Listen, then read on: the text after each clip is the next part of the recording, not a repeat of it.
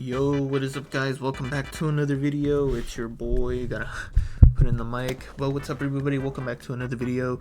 Today we're gonna be talking about the war game. Yes, the war game. Now we do have about 3 more months ish before the rest of the anime it gets released. So yeah, it's like I said, if you watch previous videos, if you see news all around, Danmachi is delayed until spring of 2025 this year, which is around April for us. So it's gonna be a while, you know. So yeah, that's why we're gonna be talking about the war game and spoilers. Basically, like, after, you know, if you guys don't want to see the spoilers, if you guys don't want to know any spoilers, you know, please don't watch the video. But if you do want to know, because it is gonna be a long 3 months before we get to see it, then yeah, stick around and we'll see. I'm gonna be covering basically everything that happened in the light novel. Well, not basically everything, but trying to say all the important stuff, say all the stuff, even the small stuff that was, like, you know, missing in the anime around during the war game, before the war game, what will happen in the war game, and a little bit of light novel 19, the first few pages of what's been going on after the war game, just by a tiny bit, tiny little bit. But yeah, so I hope you guys enjoy, and yeah, let's continue on with the video. A few moments later. Alright, here we go, fellas. Before we do officially begin, though, some of the stuff that I remember from light novel 18 might be just a tad bit off, but it is coming from light novel 18, so even if it's just like slightly bit off, don't worry, guys. Like, it's still from light novel 18, so you guys can read it, you know. Go check other sources as well, you know, not just me. But I hope you guys do enjoy. Alright, let's begin. We're going to be starting off with the prologue of light novel 18, when Freya is talking about back when she was in heaven.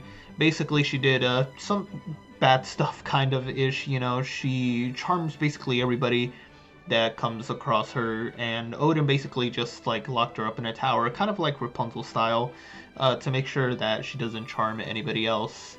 I'm not going to go too much into it, but close to the end, a companion goddess of her was like, you should just look for your odor, you know, look for your kind of like, you know, her soulmate.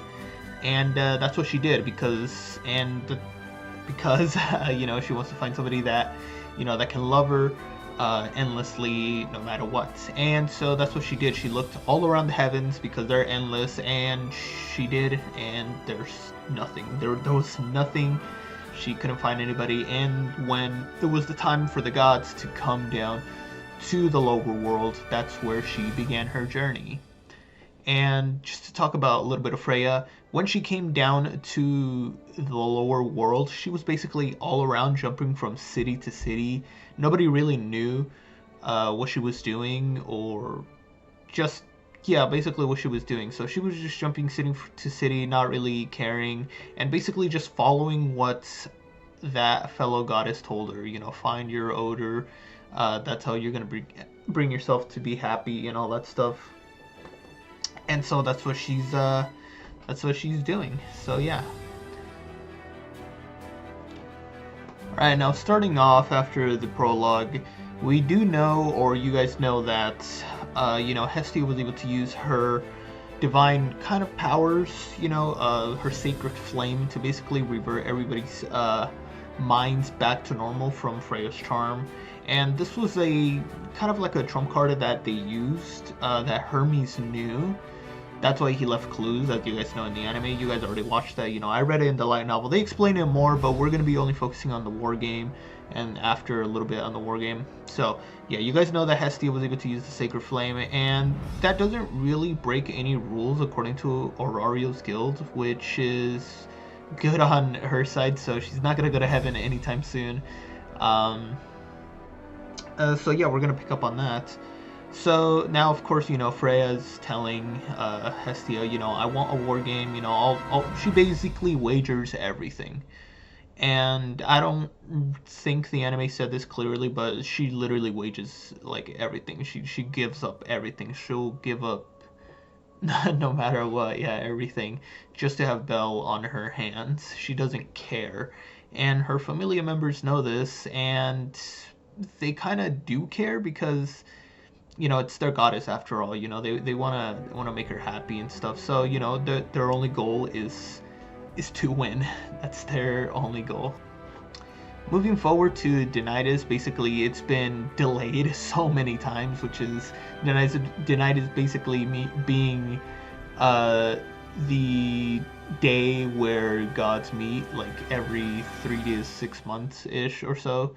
I don't remember quite the number. I feel like it's like 3 months, but they go meet basically in Babel, the tower, where the dungeon is, Babel Tower, and they're meeting there. They're discussing the war game, and there's many big like plots that the anime didn't cover, such as why the Loki Familia didn't join the war game, and as to really why Eyes couldn't even go to the war game at least, or at least train Bell. So we're gonna be talking about that real quick. So first off, starting off with Tinnitus, Loki is there. She's just being casual Loki as well. Hestia is asking her, will Loki Familia join the war game, and Loki immediately just says no. Just immediately no, because apparently they had their hands tied down, and of course, yeah, being Loki Familia, they need to be there. So Hestia gets a little bit frustrated and asks Loki if they can at least have Eyes to help Bell train. And of course they said no, hands tied down again. And that's when we see in the anime, we see Otar going to Eyes, and we don't really know what they say, but that's why I'm here to talk about it. So basically, a long time ago, before Eyes became level 6, or when she was starting off as an adventurer, when she was a little kid, she used to train with Otar, and Otar trained her to become a strong adventurer that we know her as now, the Sword Princess. And it was basically a contract between them two and Freya. So Freya said, I'll let Otar help you, but you have to do something for me, or you owe me a favor now that I let you spar with Otar. So that's what the favor is going in now, and Ice can't do anything about it. Moving over to Denitis a little bit, they're still arguing, and in the end we do know that it's going to be a game of quote-unquote hide and seek, basically just the gods hiding whoever is in Hestia's faction side, and of course Freya. They're just going to be hiding, quote-unquote, and they have to get their flower taken off of them. But before we move on to that, of course, we're going to be talking about why the Loki Familia couldn't, join the war game. And why couldn't they? Well, because, they got their hands tied down by the guild. And Royman, basically the boss elf in the guild, went to go talk to Finn. And basically, like, Royman was just like, okay, well, how about this? He basically kind of blackmailed, or, yeah, I guess kind of. He kind of blackmailed Finn into like just not going, or kind of almost gaslit him into not going. They were arguing back and forth. In the anime it doesn't show that, but in the light novels they argued back and forth, and usually Finn does come out on top of these arguments, since he is he's a strong leader. And if you guys didn't know, Finn actually reached level 7. You guys won't know this until Sword Oratoria manga comes out or something like that, or the light novels for those. But yes, he is level 7, but we're not going to be talking about that.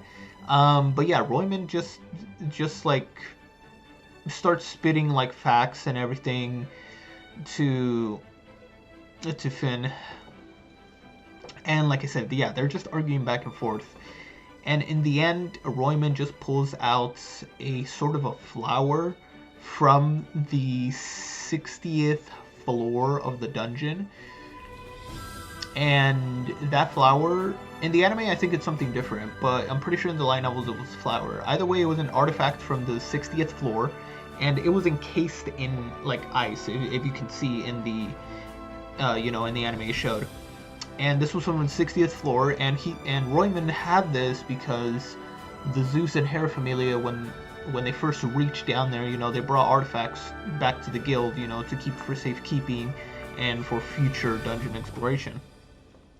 And because the Loki Familia was only able to make it to the 59th floor maximum, they were, basically wanting to grab more information from the floor 60s and below, because they've never made it and they want to make it, due to the big mission of killing the One-Eyed Black Dragon.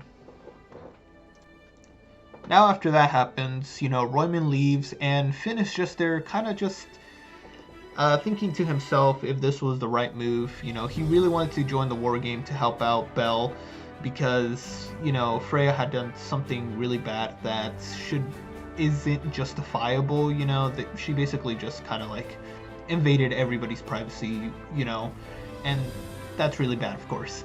So yeah, he was just there thinking if this was the right choice, because he technically didn't have a choice at this point, but he was just just thinking, and that's when we cut, if you see in the anime as well, we cut to a scene where Hedon was actually there, like 2 tables down, and this was the same cafe that Hedon took Belle the first time, to basically tell Belle, that you have to go on a date with Seer. So this is the same cafe, same elf cafe.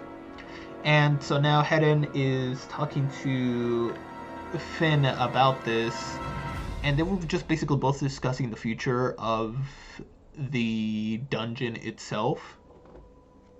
And they kind of just talk a little bit about it, and I believe they do agree on something. I don't remember what it was. I have to go all the way back into the light novel, read it deeply carefully, but they do agree on something based off the dungeon, I believe. So yeah, but in the end, Loki Familia can't join because, first off, these are the only 2 great familias. Freya and Loki Familia are the only 2 great, strong familias that we know right now. They're not as strong as Zeus and Hera Familia, because those guys are like way above. And Loki and Freya Familia are like somewhere down below. Like, yeah, they're stronger than any other Familia currently in Aurario, but they're not as strong. They're not at our level like that. And the reason why Royman kind of just like gaslit Finn into not joining the war game is because if Loki Familia and Freya Familia go into the war game fighting each other, and one of them just comes out standing on top and the other doesn't, then it's only going to leave one Familia that's in Aurario as the strongest. And what the guild wanted, or what Royman wanted, he wanted both familias to join as one in order to fight the big fight against the One-Eyed Black Dragon. But since that clearly did not happen, or will not be happening, he wants at least one familia to stay out of the war game, which of course is Loki, because they want to keep, their biggest familia here in case the One-Eyed Black Dragon is around and they need to go fight it and defeat it and all that stuff. And Finn, of course, going back to the conversation for Finn and Royman real quick, Finn of course just says, okay, well, we can't let Belle go to Freya Familia, and Royman just says, yeah, I don't really care. He basically says, I don't really care, nothing will really happen, Freya Familia will still take Belle, and nothing will really happen, they'll just become stronger, adding another member that's a level 4, level 5. So yeah, Royman doesn't care, but, Finn can't do anything. Moving on to basically the Hestia Familia house, the Hestia Familia mansion, I should say. Everybody's there, Aina, the whole familia is there. And they're just being apologetic to Belle, of course, if you've seen in the anime. I'm just kind of gonna go through this quickly to get to the war game. So yeah, they're just apologizing to him. And then after they're just basically revising strategies. Of course, Lily is the strategist. You know, she's the commander of the Familia, so she has to like figure out everything that Freya Familia has. You know, all their stats, everything. You know, what adventures are dangerous, which are not. This and that, blah blah blah. And so she does that, and she clearly is struggling as you in the anime, as you can see, and she struggles even more in the light novels. You know, she's basically has zero sleep. If if you've just seen in the anime, well, the anime didn't really show that much, but in the light novels, it did say that she basically got 0 to no sleep at all. If anything, she got like 10 minutes of sleep and immediately went back to like strategizing and everything. And you know, of course, you guys see that Finn showed up, you know, my goat. And because he can't, you know, go to the war game, participate in it or whatever, he instead decides to go and you know, help out Lily with strategies, because they're both strategists, you know, and he wants to help her out. And same thing happens with Belle. You know, of course, Ice can't come, but of course, Tiona and Tione, the both Amazonian sisters from the Loki Familia as well, they go and help out Belle. You know, make sure he adjusts to his new level 5, because Belle is really strong. He's really strong.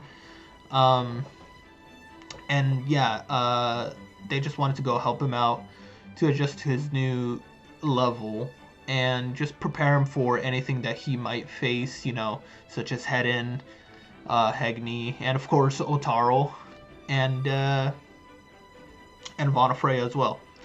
So yeah, that's what happens. In the anime, they only show that they only fought for a little bit, but in reality, they were fighting non-stop, like non-stop. I'd say for a good 1 or 2 hours, like not non-stop. And yeah, Belle manages to just not run out of breath and keep up with Tiona and Tione. And in the end, it was very satisfactory. And of course, in the anime as well, they were like, okay, you know, good luck, you know, go kick Freya Familia's ass and everything. So yeah. The anime didn't show which Familias are joining the Hestia faction side. But of course, we do know that Hephaestus, Takamigasuchi, Miak, all their friends are joining. Some familias are not joining, such as the Ganesha Familia. Of course, they oversee the war game, even though some of the guards that were in the Ganesha Familia wanted to go to the war game. They wanted to fight Freya's Familia because of what they did. You know, nobody's happy about what Freya did.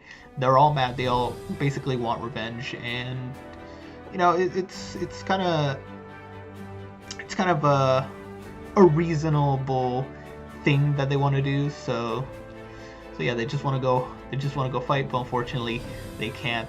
But yeah, in the anime, they kind of fail to show which familiars are going to join. Yeah, there's a lot of familiars that do join the Hestia side, but if you do see in the anime, we do see Magni and Modi, I believe that's who it is, that their children want to go to war with or against the Freya Familia, even though they themselves support Freya.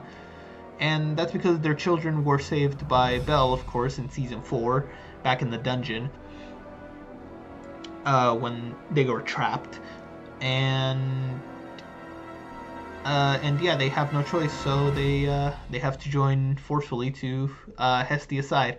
So yeah, like I said, there's a lot of gods and goddesses that join Hestia's side in this faction war, which is the Great Faction War. So yeah, it's gonna be huge, as you guys already seen the amount of people that joined into the war game. So yeah, we'll you know, it's gonna be a great battle. Alright, moving on now to the big war game. What everybody was expecting, you know, what's gonna get animated. Some stuff probably won't get animated because, you know, they said it's like 4 more episodes. They should be able to fit everything in there, but if they don't, you know, I'm still going to talk about it or whatever from, what I remember and everything. So as you can see in the anime already, you know, Lilith's here giving her a big speech, blah blah blah, and then we see Cassandra. Cassandra walks up, and of course her premonitions tell her, yeah, the wind is going to be on our side. The wind. Yeah, you guys should really think about that. Who could it be? And Belle's like, okay, the wind. And a little bit before that, he was telling Lily that someone might also help them, but he's not sure yet. But he just wants Lily to keep that in her mind, and which she does. So I'm not gonna spoil who yet. So you light novel readers better not be in the comments, you know, saying who. But yeah, just keep it in your mind. Keep it in the back of your mind just in case. So that's what Lily does. So now moving on to the actual war game, we do see that everybody gets split into different groups. You know, Aisha leading one group, Cassandra and Daphne leading another one, and so on and so forth. So now in the anime, they do kind of rush it a little bit. You know, you see that they find Freya's forces later, you know, all huddle up together in like a few minutes. But that's not what actually happened. What really happened is that on Hestia's side, oh my goodness, give me a sec. Oh, sorry about that. Anyways, on Hestia's side, everybody is basically, you know, in their own formations, you know, in the formations that Lily told them to get to, in their own little groups. And basically nothing happens for like the first good 20 to 30 minutes. Like nothing happens. And everybody's like, they're not yelling yet, but they are kind of shouting in a loud voice to make sure that Lily hears what's going on. And they basically tell her, yeah, there's nobody here. Like Freya family is not here.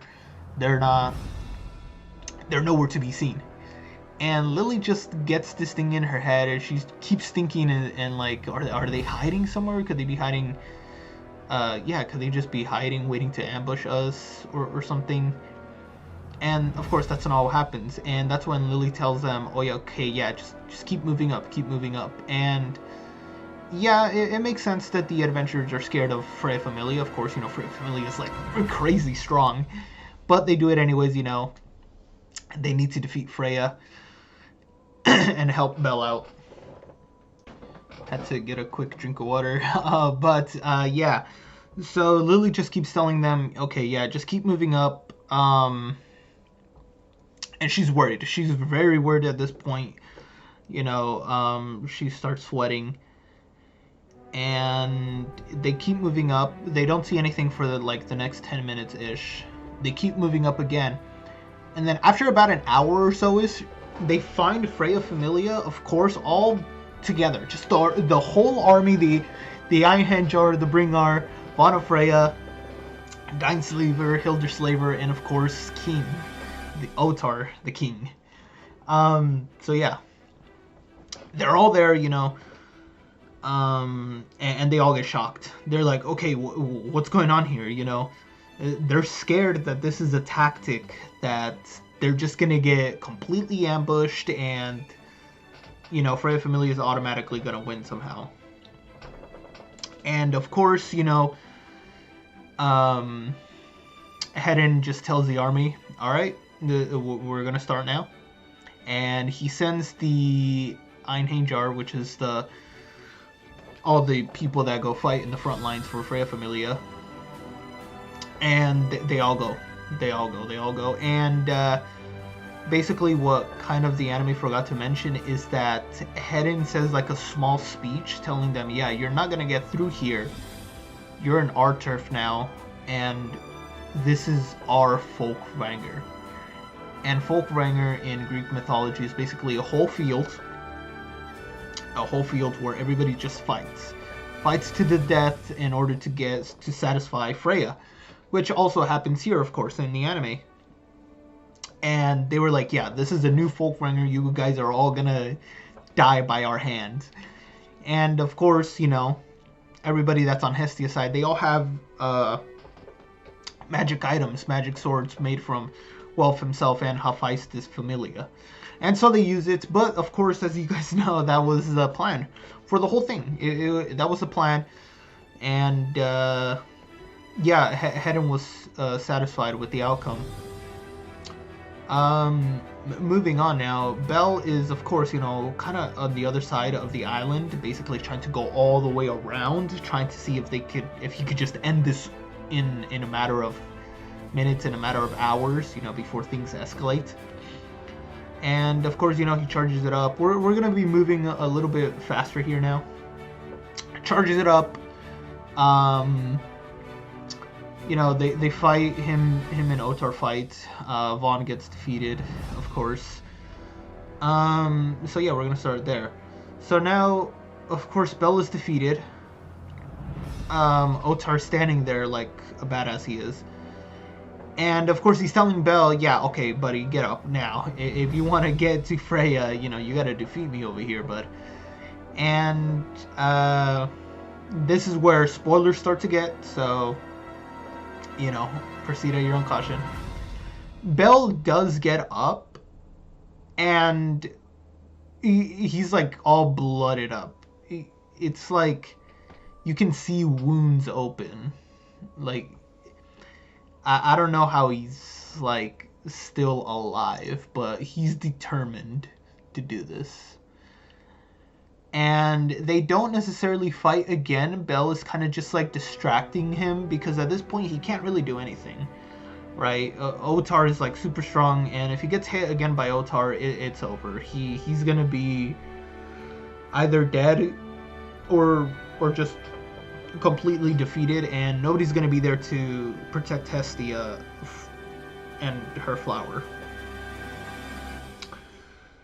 And now the scene in the light novel cuts to basically the fields on what's going on, and everybody's kind of like yelling at each other about what we should do next and everything.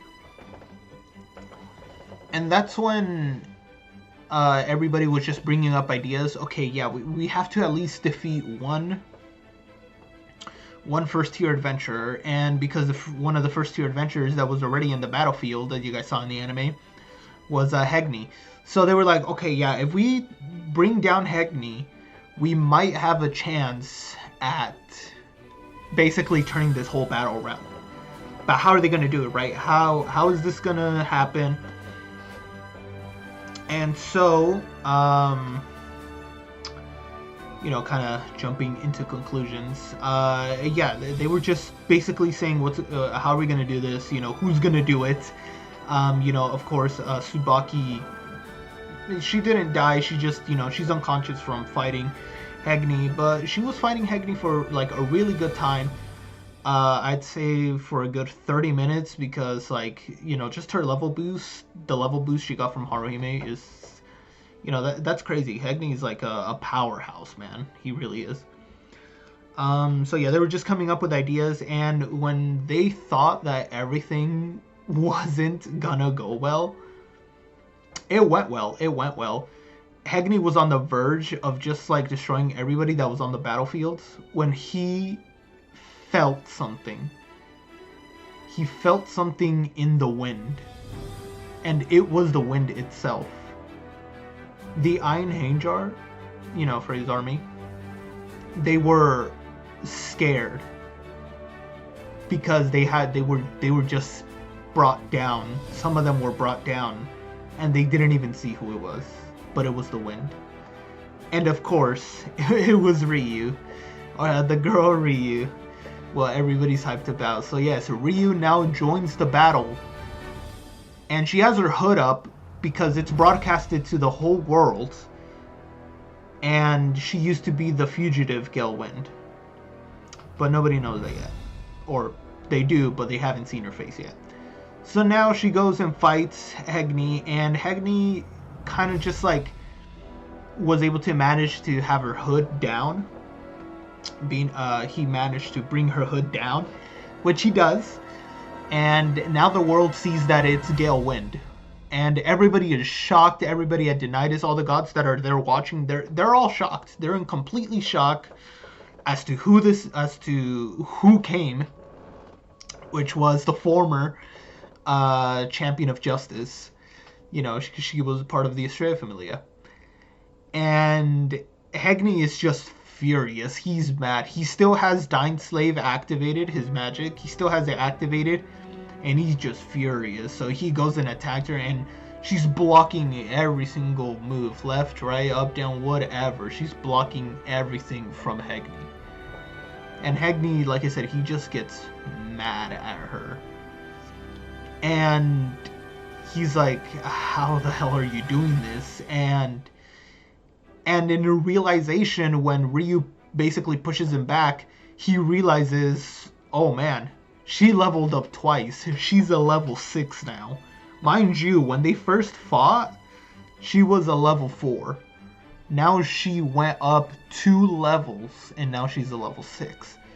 So realizing this, Hegni knows he's screwed. He's gonna lose this battle, or he wants to win, but he knows it's gonna be harder now. The tables have turned, and everybody on Hestia's side, it just starts to cheer. They're glad. They have a level 6 out in the battlefield of their own to go against Hegni. And they keep fighting. And yeah, they just keep fighting. Everybody's, like I said, they're really happy that she's here. They can't believe it, And everybody, like I said, at Denitis is shocked. And because everybody's watching, such as in taverns or outside of Orario, they're watching on TV. Or on the, on the... I'll just call them TVs. They're watching on TV. Yeah, they're watching that, oh my goodness, this is Gale Wind. This is the fugitives that killed all those evilest people in cold blood. But they all not see it like that. The anime might skip this, but I'm still going to say it. So, basically, there was, I believe it was a couple and their small kid. Or it was like a smallish kid.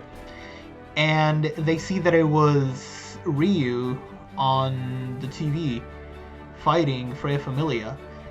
And they just basically cheered her on because back then, when she was part of the Estrella Familia, she saved that same couple from Evilus, because Estrella Familia used to be kind of like the police force for justice, police force in Orario. And they were just cheering for Ryu because they recognized her as the champion of justice that they knew her as. And yeah, that was just a really sweet moment. And unfortunately, Ryu doesn't know about this, but yeah, that's something that I wanted to cover. Now, moving on back to the battle. The battle is intense. Hegni is just starting to get annoyed about this. And the rest of the Freya army, the Einherjar, they come and help out Hegni. And Ryu realizes it's too much. So what she does is bring out a new power, or magic she manifested from her new level. And this particular magic is called Estrella Record.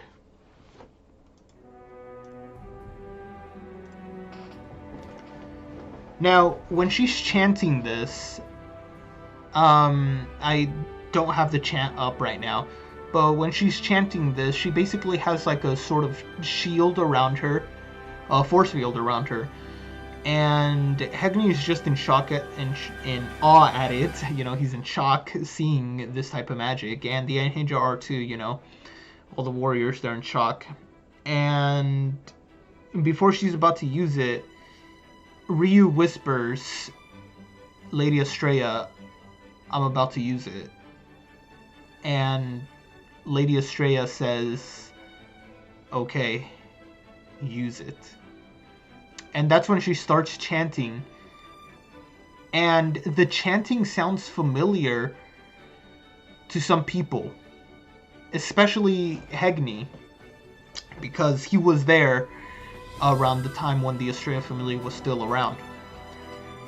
And when Ryu finishes chanting, she basically chants the enchantment of the former Estrella Familia captain, Elise Lavelle.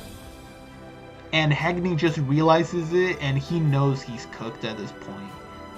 And Ryu just basically her whole body is in flames, which is the magic that the former captain of the Australia Familia had.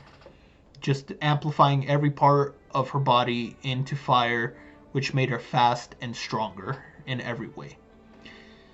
And Ryu uses this, and she just basically demolishes everybody that was in her way. Everybody. And long story short, Hagni falls. Most of his clothes is ripped already. He's done for. Hagni's done for. Hagni falls, and everybody starts shouting, "Dying Slaver is down. Dying Slave is down. We can turn this battle around." And everybody is just shocked. All the gods and Denitis are also shocked. And they scream up like little children, like little kids. They're in shock. And although you technically do have to have your goddess there, in order to participate in the war game, you have to have your goddess there with a flower in order to participate and fight in the war game. Technically, Ryu isn't out or disqualified, because when she left Aurario for a little bit, she actually went to go see Estrella, Lady Estrella, with her new followers, and they basically walked all the way from their new city all the way back to Aurario. And the Ganesha Familia guards that were guarding the entrance to the giant Coliseum arena, where the battle was taking place, they kind of look in shock when they turn around and see Lady Estrella behind them, and everybody watching the broadcast is just in shock as well, that the goddess of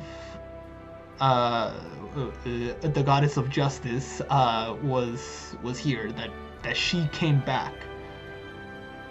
And of course she got a flower, and of course she's now hiding as well in the Coliseum. So technically Ryu is not out, so there's no disqualifications. But yes, Lady Estrella comes back after all these years, after 5 years. Everybody is shocked, and they're happy. Everybody's happy. Now, I will go back a little bit before Ryu showed up. I know I kind of said it unannounced. Like I said, some of the stuff I kind of remember, kind of don't. But before Ryu showed up, we have Hagni basically going to Cassandra and Daphne. As you guys saw last in the anime, Daphne telling them, "Guys, I want you to go down there and lay down your lives, please." And so that's what they did. Even Daphne goes, of course, she's not going to run away. Daphne goes down there to fight Hagni. And it's too much for them, Hagni has Dying Slave activated. And long story short, they all fall. And Daphne has a sort of magic that basically turns her into a tree. And this is also part in Greek mythology, where Apollo was going after the girl that he was obsessed with, human girl, Daphne. And she turned it into a tree in order to hide from Apollo. And this is the same magic that she got, or that she manifested when Daphne was being chased before she joined the Apollo Familia forcefully. So, Hagni being Hagni, cuts her down and everything.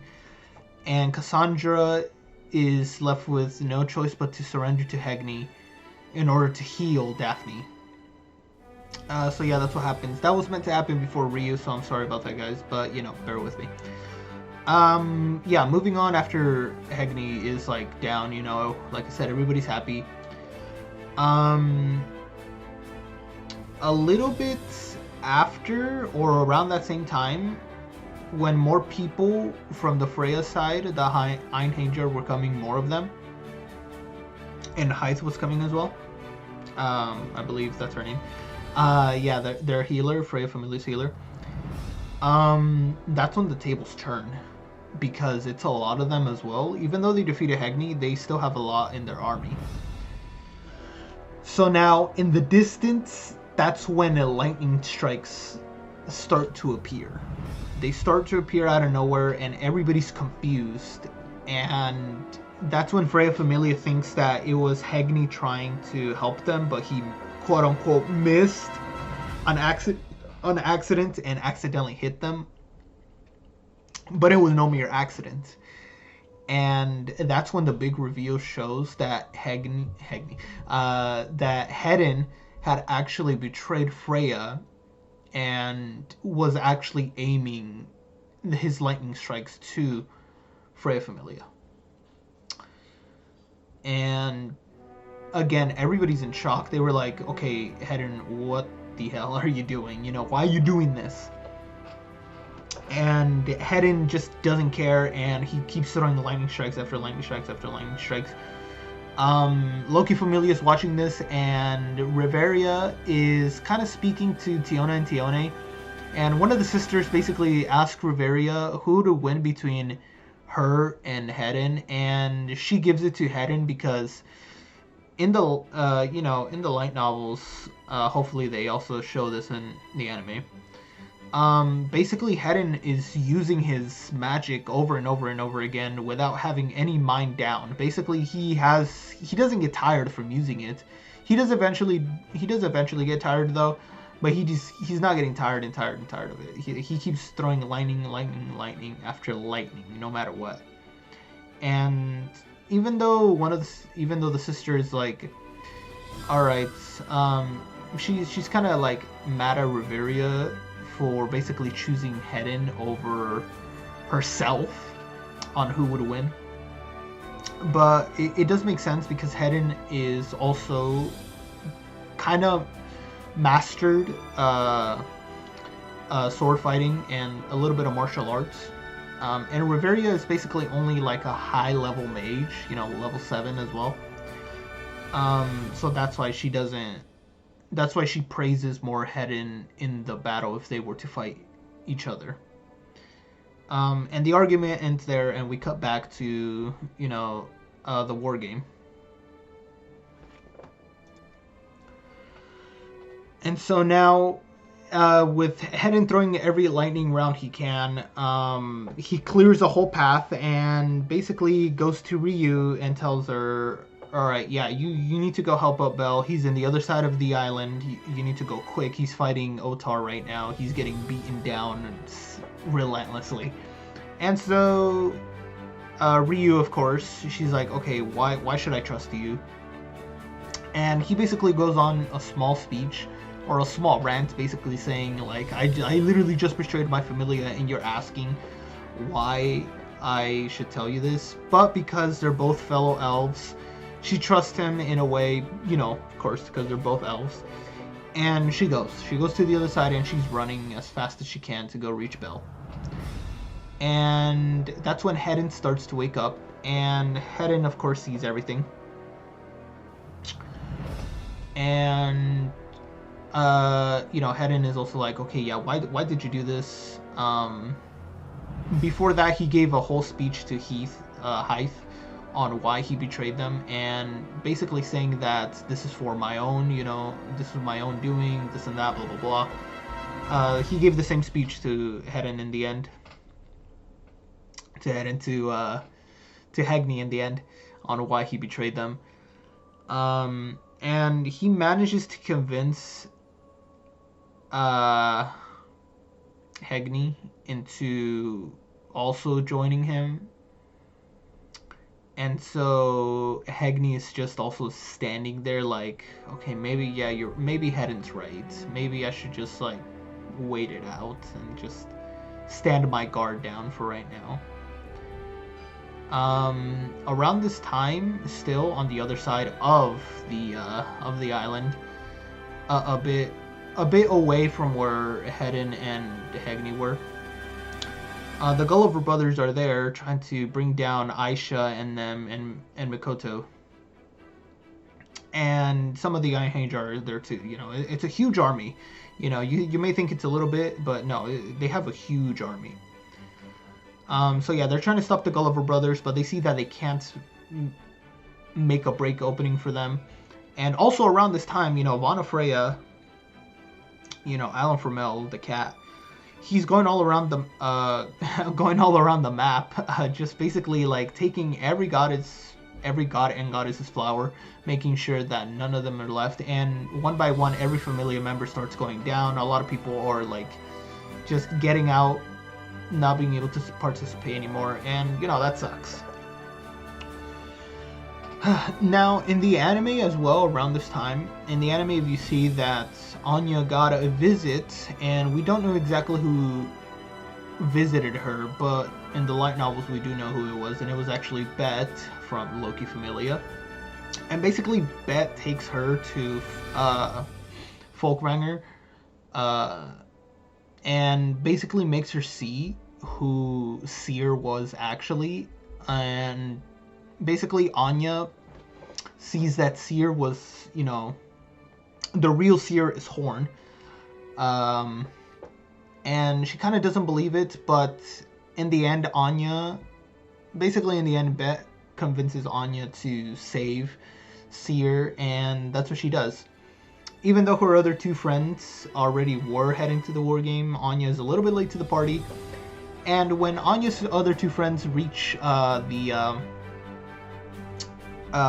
war game, they were kind of like bickering with each other. They were like, yeah, we kind of made it late. See, because it's your fault, we made it late. Now there's not much action.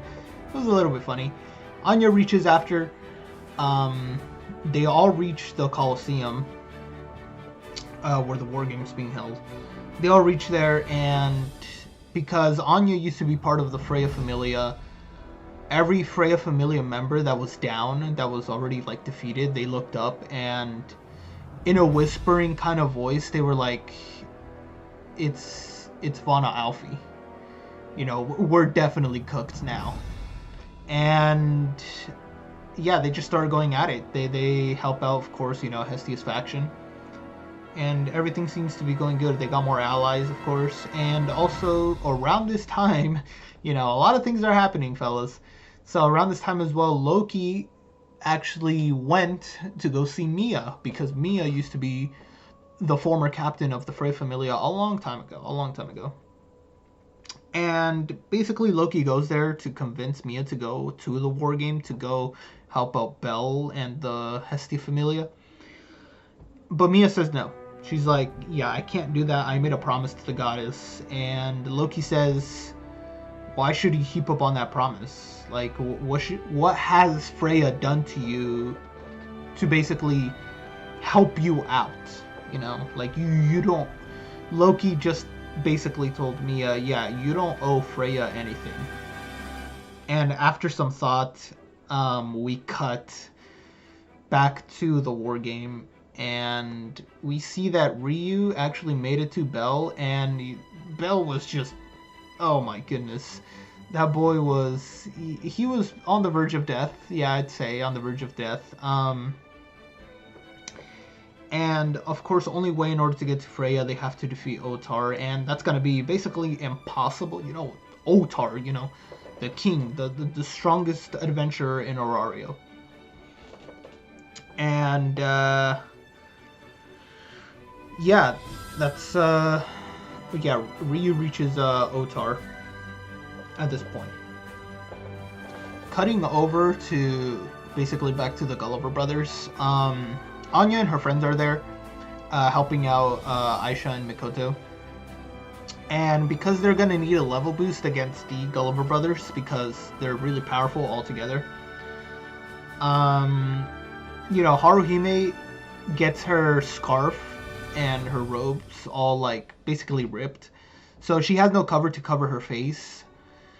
And because they don't want anybody from the outside to know that she has level boost, in order to protect her, Haruhime is like, yeah, I don't care. I have to help out my friends, no matter what. And so what she does, of course, is cast her magic, and everybody is in shock, of course, again, in Denitis. They're all like, oh my goodness, who is this person? And, I believe Aisha and Mikoto and two of the other girls get level boost and go fight the Gulliver brothers. Of Of course, the Gulliver brothers all together, they're all like, them four being together is like, going against a huge tank, and they kind of lose at the end. But this is where things get interesting. Lily realizes that they only work in formation, all four of them. So what they did was they had Mikoto use her gravity magic to capture one of them. And what happened was there was dust all over because of, all the clashing and everything.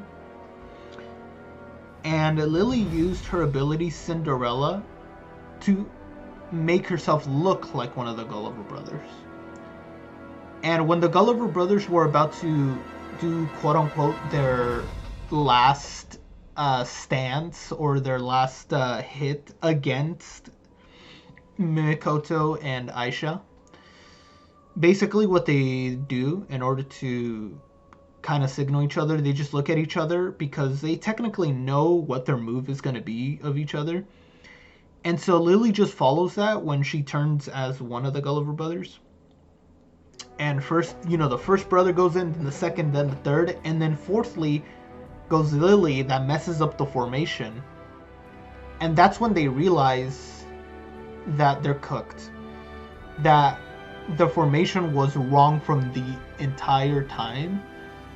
And they see in the far distance, kind of farther than them, that their brother was still in the gravity shield. And that person was actually Lily that was with them. And that's when the Gulliver brothers just go down. They get defeated down. And of course, Aisha, because, one of the brothers hit and stepped on Haruhimi's head, she kind of gets revenge, basically, on them. And she just goes all out on them, that to the point that one of them basically has slashes all over their body, that they're on the verge of death. She basically puts them to the verge of death. You can actually, where you can see the Gulliver brothers' wounds and everything. She basically wanted revenge. And they do stop her at the end. The Gulliver brothers are defeated. Although they are defeated, one of them does manage to get up. And he had wounds everywhere that you can see his open wound. They were like, yeah, how are you standing up? You should, with those wounds, you should be dead. But unfortunately, he's still up, and they kind of do fight him off. He's still pretty strong, though, considering that he's all beat up and he has blood all over his body. He's still really strong. He does fall in the end, so there goes for the Gulliver brothers. Now, the only two people really left standing are Otar and Bonafreya. Moving on to Otar, Ryu reaches, of course, and they're about to get defeated by Otar, and that's when Mia shows up out of nowhere. And that's when Otar turns around and he's like, yeah, I knew you would come, and I was waiting for you. Of course, the badass he is. And Mia was like... And this whole conversation, because, she basically took care of Otar ever since he was a little kid. She was like, yeah, don't get cocky. And yeah, they were just kind of basically telling each other slurs back and forth-ish. Kind of just teasing each other. And that's when we see that that Mia brought her weapon of choice, which was a huge shovel, mind you, and she just goes all out. She screams out her battle cry and goes all out to Otar, and Belle and Ryu are in shock that Mia is able to go against Otar. And they because they were both shouting each other slurs. When they were shouting each other slurs, Belle and Ryu looked at each other because Mia said called Otar a little boy, and they were just looking at each other, especially because Mia called Otar a boy. Not knowing, of course, that she used to be Freya Familia's former captain. But yeah, somewhere in during between the fights, it was actually Mia and Otar that were fighting for the most part in the beginning, and Otar was nowhere near getting tired, and Mia was kind of getting tired, but she was still holding on her own. And basically, Otar just like tries to make her feel bad, and by telling Mia, yeah, I've grown stronger while you've grown weaker. And again, Mia's like, yeah, don't get cocky on me, boy. And Ryu's just healing Bell from all his wounds. It takes about 30 minutes, a good 30 minutes to, I'd say, for all his wounds to clear up. And yeah, after that, when they're about to go to battle, Ryu tells Bell, before we go to battle, Ryu basically tells Bell, I love you. And Belle's like, what? And then Ryu, before she can answer, she just goes into battle. And Belle's like, okay, I need to do this. I gotta win. I gotta reach Freya. And mind you, he goes back to his old ways. Belle goes back to being the foolish boy, the hypocrite boy that he was. And that's the only way that he's gonna win. That's the only way they're gonna win. And so they do. They go fight Otar. It's a huge battle. They can't get through Otar at all. Otar is just like this huge wall that they need to get through. All of their strikes basically don't do anything. At one point, when Bell is about to go strike with his weapon, he basically both his knife, the Hestia knife, and the Udea sword. If you guys didn't know, Otar's sword is actually the Udea sword, the level 34 boss.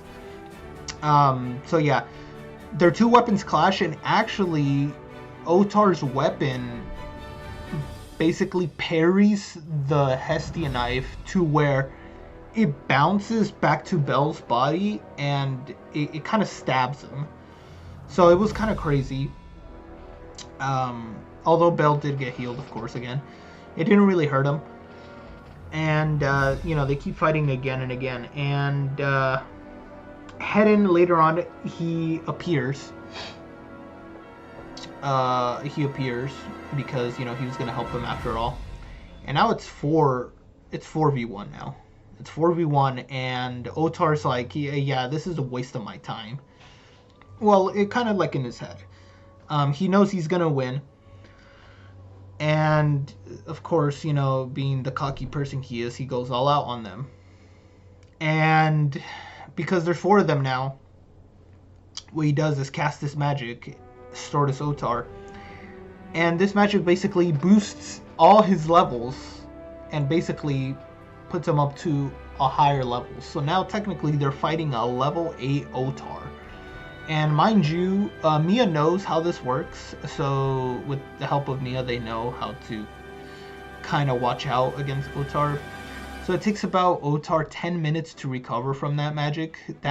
Or that skill that he uses, does take a lot from his mind, but as long as he uses it kind of correctly, Otar should be fine. But in the distance, Freya kind of just says, don't use it, Otar. We need to win. You need to win. I told you to win. And Otar just kind of just says, I'm sorry, Lady Freya. I have to use it. And so he does. He uses his own version of level boost and boost up to a level 8. So now Otar is a level 8, and they're not sure what they're going to do. Now, back in the battlefields, Lily actually had her arm broken again by the Gulliver brother that was standing, the one that was all in blood. And this time she didn't cry. Instead, she was like, you guys need to go and help out Belle right now. Forget about me. Go help out Belle. And that's when Hestia appeared with Haruhime. And Haruhime was just drenched in sweat. She was so tired at this point, and Lily was like, you need to go give the level boost to Bell right now at this second. They're fighting Warlord. That's what they call him in light novels. And they're fighting Otar, they're fighting the Warlord. You need to go help them right now. And Hestia has no other choice but to go with Haruhime, and Haruhime basically carries Hestia on her back, and somewhere along the way, on the way there, Haruhime collapses, but then she gets up with the determination to help out Bell. So they reach the Colosseum where they're fighting, and Bell and Hestia have a little moment where Hestia updates his status in order to help out Bell even more. And Hestia's scared, of course, but, you know, Bill's gonna win. He has to win. He wants to win. Haruhime is there ready to give everybody the last level boost she has. And with Heading and everybody there, Heading just tells Bell, hurry up, with a small smirk, even though it doesn't show. Bell knows that he smirked. And so, he gets his status updated. And Haruhime casts the level boost, and after that, she collapses, and she won't wake up for the rest of the war game. So yeah, we won't get to see Haruhime for the rest of the war game. She's now collapsed. She's unconscious from all the level boosts that she had to give throughout the war game. Now we have, technically with the level boost, Bell is now a level 6. With the level boost, he turned into a level 6. Mia's level 7. Ryu level 7, and Hedon level 7. So 3 level 7s and a level 6 against the level 8. A huge battle. And so the battle begins, and Hedon is like, okay, you 3 go distract him. Basically what he says is, you 3 distract him while I put lightning all around this whole Colosseum, and I'm gonna hit him with all of this lightning.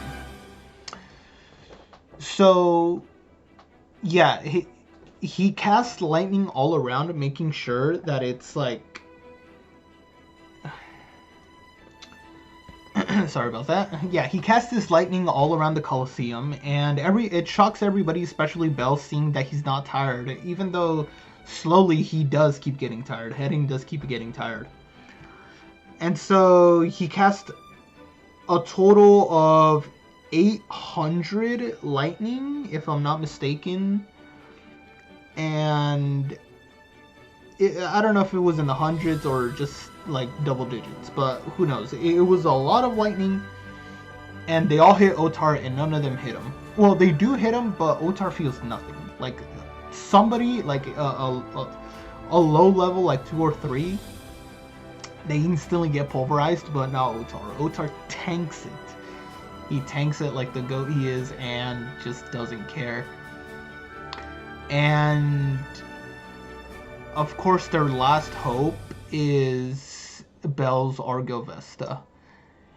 And it goes through. Argo Vesta goes through. He's charging it up. But while he's doing that, Otar, because he's so fast, he basically goes to Hedon and pummels him down to the floor. Almost calling him a disgrace. But he pummels Hedon down on the floor, and Hedon is now all blooded up, you know. He's beaten down. Hedon tries to get up, but Otar again smacks him to the floor, so now he can't get up. And Argo Vesta is already charged again, and there goes Bell. He goes to Otar, hits him right in the chest, and Otar is still up. Although stored as Otar, his skill is down now. It takes him about 10 minutes. That's when Otar goes up to Bell, goes on one knee, and asks Bell, can you save her? And Bell says, yes, I can save her. I will save her. And that's when Otar says, I'll give you 5 minutes. If you reach her, then you guys win. But in 5 minutes, I will catch up to you. And that's when Mia and Ryu, especially Mia, was like, go reach your kid. And Belle starts sprinting all across, basically kind of across the island, trying to reach Freya. And yeah, the only person left standing now is Alan of Anna Freya, known as the fastest in the city. So Alan catches up, and he's almost behind Belle. Belle is fast, but not that fast, and he's scared that Alan is gonna catch up to him, which he's almost will. You can, like, he's one hand grab away. But because thanks to his level 5, basically Belle manifested a new ability called Escape, and Escape manifested because of all the times he was running away, and that basically turned the tide. That basically turned the tide to Belle reaching Freya, and Alan was just a bit shocked. He was like, how is he doing this? You know, I'm supposed to be the fastest, you know, I only deserve the goddess's love, blah, blah, blah. And like I said, again, everybody in Denitis is just shocked. They're like, this is the new fastest in the city. This is the last hero. He's the hero. And because Alan is still pretty fast, he tries to keep up pace, and because, you know, we don't want that, you know, Hestia faction doesn't want that. We had Welf. He was there, and he used his magic sword to stop Alan, and it does stop Alan in his tracks. And that's what made Alan even more slower. And that's when Belle reaches Freya, and that's when they kind of start talking to each other. And Freya says, why can't you be mine? Just please be mine. And that's when Belle says no. And he gives her a proper rejection. And he grabs the Hestia knife and cuts off the flower off of Freya. And that's where the war game ends. We then cut to Freya. She is about to leave Orario for good, and the gods and everybody is seeing her off. At least that's what the story was made up to do, to make everybody in Orario think that Freya had left the city. In reality, Freya went back to be working as a seer, and that was the promise that Belle and Hedin, in a way, also made. So in the end, it was 5 days after the war game. Everything was semi back to normal, so Freya is now seer permanently. She is now working as a waitress again. And every god knows, except for the people of Orario. I'm sure there's a little bit of people that know, such as, you know, the Hestia Familia, Loki Familia, but aside from that, every god knows, and the rest of Orario does not. And so everybody that was in the Freya Familia stayed in Orario, vowing to still serve Freya in a way, and contribute to dungeon exploration, and as well as working at the tavern, because technically Mia had to get involved, and she felt like she also needed a break sometimes, so she kind of also inherited the Freya Familia, but also the Hestia Familia inherited the Freya Familia, making their rank unofficially S, technically, in the higher eyes of the guild. And, well, yeah, without all that being said, such as Hegni as well, being ordered to protect Haruhime after the events of the war game, because of course she used her abilities to power everyone up, and according to Hegni, he himself had to stop over 70 attempts on her life, and that's just a crazy amount. So that's it for right now. That's it for the war game. There was a little bit that I sort of skipped, just a tad bit, not really too much. Some of the stuff that I went back and forth, you know, so sorry about that. But that's pretty much it of what's gonna happen, what will happen, and the first few days-ish after the war game. So yeah, I hope you guys enjoyed the video. I can't wait to see it animated. And yeah, I'll see you guys another time. Peace.